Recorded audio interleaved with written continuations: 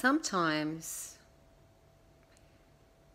the hardest part of flipping over doubts of self-belief is expanding what we couldn't understand before, and also letting go of what we've been told we are based on the internal view of others.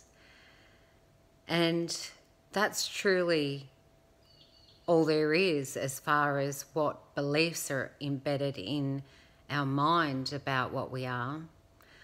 The thoughts of parents and teachers and any relevant role models in our lives, especially as children, and many forms of adults around us as we get older from childhood. We then walk into our teenage life and we base ourselves on how others are perceiving us. We start internalizing and believing that to be about us. Or we start internalizing based on the way others are judging, or that we are judging too. And we form an opinion, a massive opinion about who we are in our identity and what we believe ourselves to be.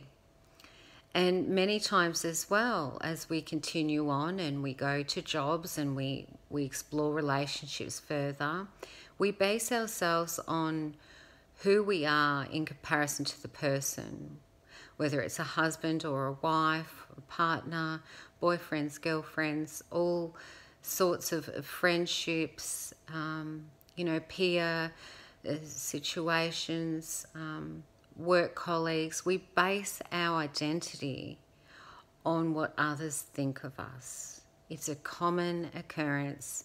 It's part of the human experience to base our own identity and belief systems on the perception of what is shown to us and the way that others react to us. And in stripping back certain indications of when the belief systems are not in line with this inner knowing, this inner self that knows a little bit more and has a bit more knowledge beyond the mind, and it starts realizing that it is not what others have been stating the identity is about a person. And in stripping this back, we then go into a neutral zone of abilities. We neutralize the effect of the mind.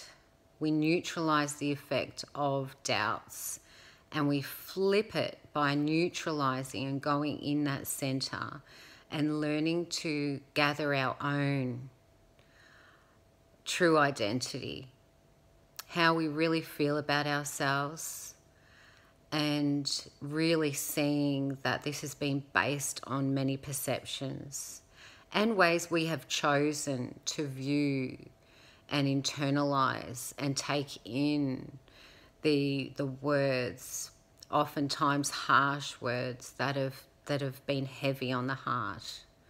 But in opening the heart, as well as understanding the depth of how the identity has been created and what it's been based on, there's more of an ability that comes to open, to really gauge further into understanding through compassion of how others have been built too, by the same, very much the same patterning, very much the same conditioning and belief systems too. It's so commonplace to see. And when we strip back and pause to have a good look at this, we also can release things that do not serve, do not sit well for the true core of in the heart of each person.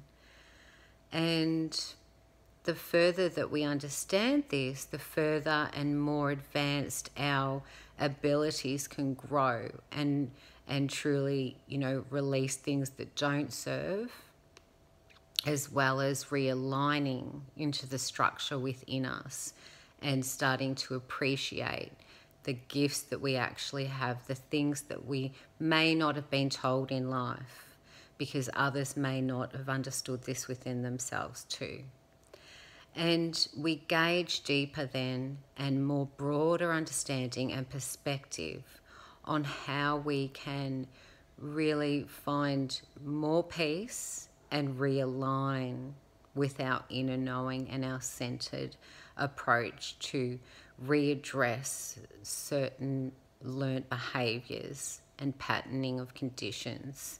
We are able to twig that and be able to flip it over to expand our own minds and turn self-doubts into this incredible belief system within us.